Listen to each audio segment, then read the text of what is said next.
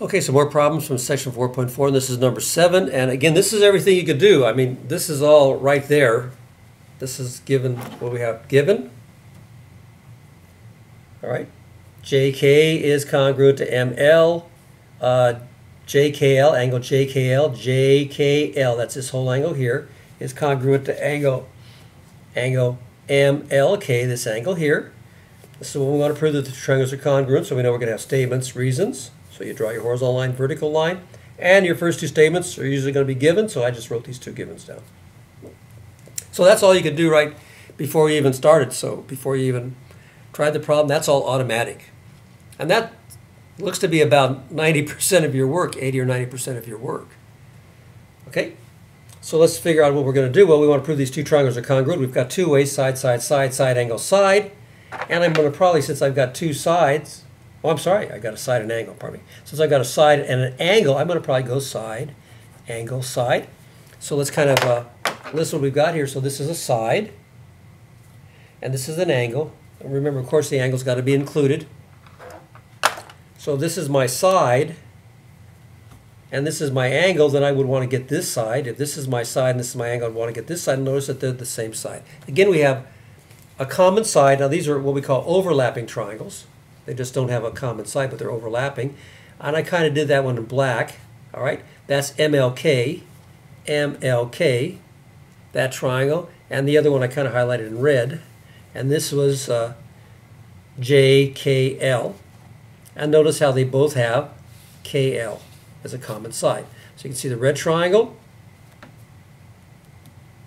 and you can see the black triangle. Okay?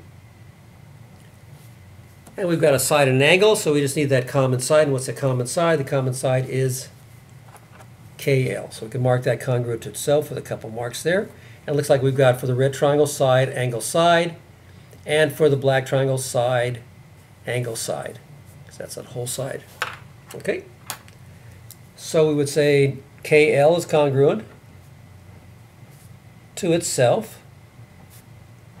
KL, by the reflexive property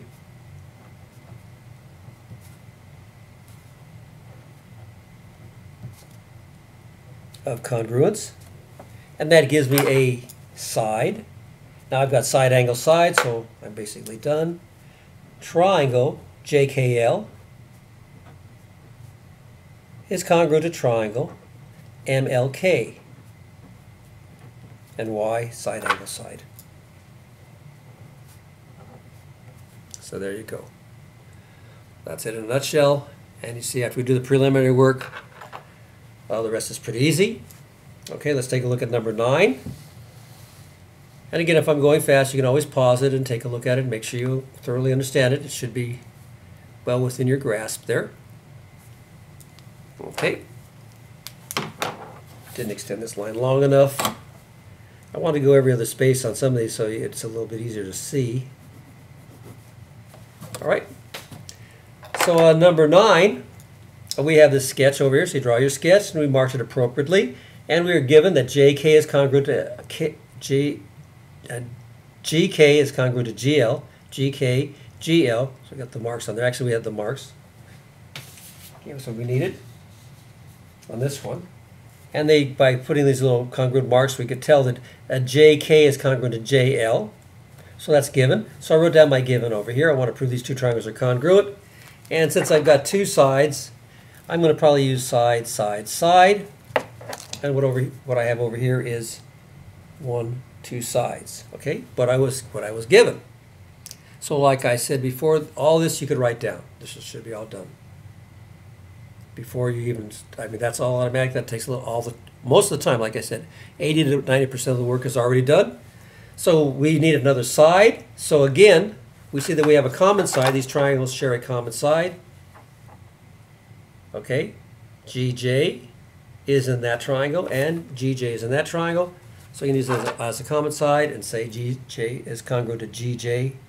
So put 3 marks there, and that's going to be, again, our good old friend, the reflexive property.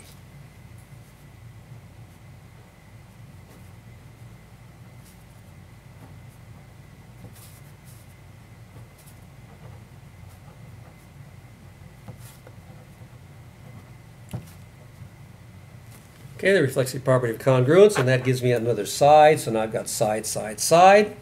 So I know what I want to prove. Triangle GJK is congruent to triangle GJL. And the reason would be side, side, side. That's it. Okay.